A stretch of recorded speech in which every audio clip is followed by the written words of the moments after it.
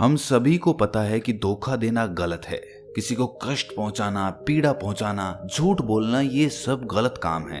ये हम सब जानते हैं, लेकिन फिर भी हम रोजमर्रा की जिंदगी में यही करते हैं। तो आपको ये सोचकर ताज्जुब नहीं होता कि मैं जानता तो हूं कि ये सब गलत है, लेकिन फिर भी मैं अपने आप को ये करने से रोक नहीं पाता हूं? है ना बड़े आश्चर्य की बात। जिन भी कामों को हम गलत समझते हैं, क्या उनको छोड़ पाना संभव है, या फिर हमें ये जानते हुए कि वो गलत चीज है उसके साथ ही जीना पड़ेगा? आज की इस बौद्ध कहानी में हम यही चीज जानने वाले हैं। इससे पहले आप इस कहानी में खो जाएं, इस चैनल को सब्सक्राइब जरूर कर लें। तो चलिए कहानी शुरू करते हैं। ये बहुत समय पहले की बात है। एक नागार्जुन नाम का बहुत ही बड़ा फकीर हुआ। लोगों से भिक्षा और भीख मांगकर खाने का उसका काम था। अपने उसी जीवन में आनंद से रहता था। उसका एक मिट्टी का भिक्षा पात्र ही उसकी कुल संपत्ति था। इसके अलावा उसके पास कुछ भी नहीं था। एक बार वो एक गांव में भिक्षा मांगने के लिए गया, तो वहां पर एक सेठ ने उसे देखा और उससे कहा कि आपके हाथ में ये मिट्टी का भिक्षा पात्र अच्छा नहीं लगता, इसकी जगह मैं आपको सोने का भिक्षा पात्र भेंट करता हूँ। अब कोई साधारण साधु होता तो वो तो यही कहता कि हम सोना छुएंगे, हम और सोना, हमें अपवित्र थोड़ी होना है, साधु और सोने का क्या मेल। ये सब अज्ञानी के लक्षण होते हैं। लेकिन जो ज्ञानी होता है वो ये जानता है कि मिट्टी के भिक्षा पात्र में और सोने के भिक्षा पात्र में कुछ अंतर नहीं है। नागार्जुन ने भी यही कहा कि भाई हमें तो भीख मांग कर खाना है, अगर तुम्हें सोने का भिक्षा पात्र देने से सुख मिलता है तो चलो हम तो वही ले लेंगे। उस सेठ ने नागार्जुन को रत्नों से जड़ित एक भिक्षा पात्र भेंट कर दिया। भिक्षा पात्र लेने के बाद नागार्जुन ने उस सेठ से कहा कि मेरे मिट्टी के भिक्षा पात्र को अपने पास ही रखना, क्योंकि मुझे इसकी बहुत जल्द जरूरत पड़ेगी। इस पर सेठ ने पूछा कि मैंने तो आपको सोने का भिक्षा पात्र दे दिया, अब इस मिट्टी के भिक्षा पात्र की क्या जरूरत रह जाएगी? तब नागार्जुन कहते हैं कि ये सोने का भिक्षा पात्र ज्यादा दिन तक मेरे पास नहीं रह सकेगा, क्योंकि कोई ना कोई चोर तो इसे चोरी कर ही लेगा, और तब मुझे अपने इस मिट्टी के भिक्षा पात्र की जरूरत पड़ेगी। ये कहकर नागार्जुन उस गांव से भिक्षा मांगकर गांव से दूर अपने उसी खंडर की तरफ जाने लगा जहां पर वो ठहरा हुआ था। तभी उस गांव के एक बड़े चोर ने नागार्जुन के हाथ में वो सोने का भिक्षा पात्र देखा, और उसके मन में ख्याल आया कि इस नंग धड़ंग साधु के पास ये सोने का भिक्षा पात्र कहां से आया, और उसने उस साधु का पीछा करना शुरू कर दिया। नागार्जुन को भी उसके कदमों का आभास हो गया था कि कोई ना कोई चोर मेरा पीछा कर रहा है, लेकिन वो बिना कुछ बोले अपने उसी खंडर में पहुंच जाता है जहां पर वो ठहरा हुआ था। अब नागार्जुन अंदर खंडर में बैठा हुआ है और चोर बाहर उसका इंतजार कर रहा है कि ये कब सोए और कब मैं ये भिक्षा पात्र चुरा लूं। गर्मी की दोपहरी का वक्त था, सूरज अपने चरम पर चमक रहा था। नागार्जुन ने सोचा कि जब उस चोर को ये चुराना ही है तो मैं क्यों उसे अपने सोने तक का इंतजार कराऊं। वो बेचारा तब तक धूप में बैठा रहेगा, क्यों उसे धूप में बिठाने का मैं पाप लूं। और जब थोड़ी देर बाद चोरी होना ही है तो क्यों ना मैं इसे उसे खुद ही भेंट कर दूं, इससे दान का पुण्य भी मिल जाएगा। ये सोचकर नागार्जुन ने अपना वो सोने का भिक्षा पात्र बाहर फेंक दिया। ये देखकर वो चोर आश्चर्यचकित हो गया। आश्चर्यचकित तो वो पहले ही था कि इस साधु के पास ये सोने का भिक्षा पात्र कहां से आया, लेकिन ये देखकर वो और ज्यादा आश्चर्यचकित हो गया कि उसने वो सोने का भिक्षा पात्र बाहर फेंक दिया था। उस चोर ने सोचा कि जिसे पाने के लिए मैं इतना तड़प रहा हूं, उसके लिए वो चीज कोई मूल्य ही नहीं रखती। अगर मैं इसको पा भी लूंगा, इस भिक्षा पात्र को ले भी लूंगा, तो इसमें हासिल करने जैसा क्या रह जाएगा।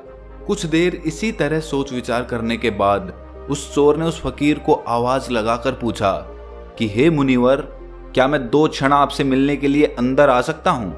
तब नागार्जुन कहते हैं कि मैंने इसीलिए वो भिक्षा पात्र बाहर फेंका है ताकि तुम अंदर आ सको, आ जाओ। अंदर आने के बाद वो चोर उस फकीर से पूछता है कि हे मुनिवर, मैं भी अपने जीवन में सत्य की प्राप्ति करना चाहता हूँ। मैं भी चाहता हूँ कि मैं भी आपकी तरह आनंद से परिपूर्ण हो जाऊं और उस परम सत्य की खोज कर लूं। लेकिन मैं कई साधु महात्माओं के पास गया, उन्होंने कहा कि पहले तुम्हें चोरी छोड़नी होगी। लेकिन मैं आपसे भी पूछता हूं, क्या मेरे जैसे आदमी के लिए सत्य को प्राप्त करने की कोई संभावना है? फकीर कहता है कि पहले तो सुन लो कि तुम किसी भी साधु संत से नहीं मिले, साधु संत को क्या मतलब कि तुम क्या करते हो?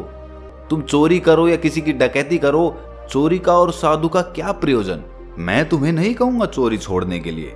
मैं तो कहता हूं कि तुम चोरी को पूरे ध्यान पूर्वक करो। अगर किसी का दरवाजा तोड़ने जा रहे हो तो उसे पूरी तरह से सजग होकर पूरे ध्यान में तोड़ो। अगर मूर्छा आ जाए तो चोरी मत करो, पूरे होश पूर्वक चोरी करो। अगर किसी की तिजोरी खोलते हो तो उसको पूरे होश पूर्वक, पूरे ध्यान में, पूरी सजगता के साथ, पूरी सावधानी के साथ चोरी करते वक्त तुम्हारा चित्त भी वहीं होना चाहिए जहां तुम चोरी कर रहे हो। अगर तुम तिजोरी खोल रहे हो तो तुम्हारा चित्त भी उस तिजोरी पर ही होना चाहिए, ना कि इधर उधर भागने के बारे में सोचना। ये सुनकर वो चोर कहता है कि इससे क्या होगा? फकीर कहता है कि करके देखो, कुछ हो तो मेरे पास आना और मुझे भी बताना। वो चोर हंसने लगता है और कहता है कि आप तो चोरी करने की कुशलता बता रहे हो, आप तो चोरी करने के नए नए तरीके बता रहे हो कि अच्छे से चोरी कैसे की जा सके। वो चोर कहता है कि ठीक है, और भी कुछ नहीं तो कम से कम चोरी का गुण तो बढ़ेगा। और ये कहकर वो वहां से चला जाता है। कुछ 8 दिनों के बाद वो वापस वहीं पर लौट कर आता है और फकीर से कहता है कि आपने मुझे धोखा दे दिया मुनिवर। जैसे ही मैं चोरी करने के लिए होशपूर्वक बढ़ने की कोशिश करता हूं तो मेरे कदम ही नहीं उठते। जैसे तैसे करके मैं कल एक सेठ के घर में डाका डालने के लिए घुस गया। तिजोरी भी खोल ली थी मैंने, लेकिन उस वक्त तक मैं मूर्छा में था। लेकिन जैसे ही मैंने तिजोरी खोली तो मुझे याद आ गया कि मुझे तो चोरी पूरे होशपूर्वक करनी है। और जैसे ही मैं होश से भरा, वो सारी संपत्ति मेरे सामने रखी थी, लेकिन मैं उसे उठा ही नहीं पाया। घर के सारे लोग सो रहे थे, लेकिन मैं जाग गया था। तब मैंने जाना कि दूसरों के सोने से चोरी नहीं हो रही थी, मेरे सोने से हो रही थी। वो चोर तो अपनी सीख ले गया, लेकिन हमें क्या सीख मिलती है, हमें क्या शिक्षा मिलती है? दोस्तों, कुछ और इस जीवन में करने जैसा नहीं है। बस अपने कर्म में ध्यान को संयुक्त कर लो। ध्यान में सब कर्म प्रार्थना बन जाते हैं, पवित्र हो जाते हैं, और जो अपवित्र होता है वो अपने आप ही होना बंद हो जाता है।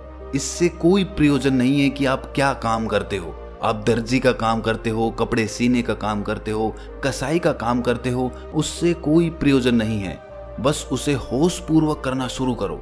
उस काम को पूरी सजगता के साथ, पूरे ध्यान में करो, जिससे कर्म ध्यान के साथ संयुक्त हो जाए। और इससे क्रांति ये होगी कि इस ध्यान पूर्वक कर्म करने से उसका बोध होगा जो चेतना है, आत्मा है। अगर उसके बोध का बिंदु उपलब्ध हो जाए तो सब कुछ उपलब्ध हो जाता है। सारे धर्मों ने जो कहा, सारे ज्ञाताओं ने जो कहा, सारे साधु संतों ने जो कहा, सारे तीर्थंकरों, अवतारों ने जो कहा, वो उस एक बिंदु के उपलब्ध होने से उपलब्ध हो जाता है। अपने आचरण को बदलने की बात नहीं है, केंद्र को जगाने और जीतने की बात है। आचरण को बदलना सिर्फ ऊपरी बदलाव होता है और वो कभी भी परमानेंट नहीं होता। आचरण का सवाल नहीं है, अंतःकरण को बदलने का सवाल है। भीतर से बदलाव जरूरी है, और भीतर से बदलाव तभी होगा जब आप काम को होशपूर्वक करना शुरू करेंगे। और जब आपको उसका बोध होगा जो चेतना है, जिसे हम आत्मा कहते हैं, तब आपको पता चलेगा कि जो चैतन्य है उसकी कोई मृत्यु नहीं है, वही शाश्वत है। और वही हमारे धर्म ग्रंथ हमें बताते हैं। तो इस प्रवचन को हम यहीं पर खत्म करते हैं। अगर ये कहानी आपको अच्छी लगी तो इस चैनल को सब्सक्राइब कर लें। तो मिलते हैं अगली कहानी में, तब तक के लिए अपना ख्याल रखें।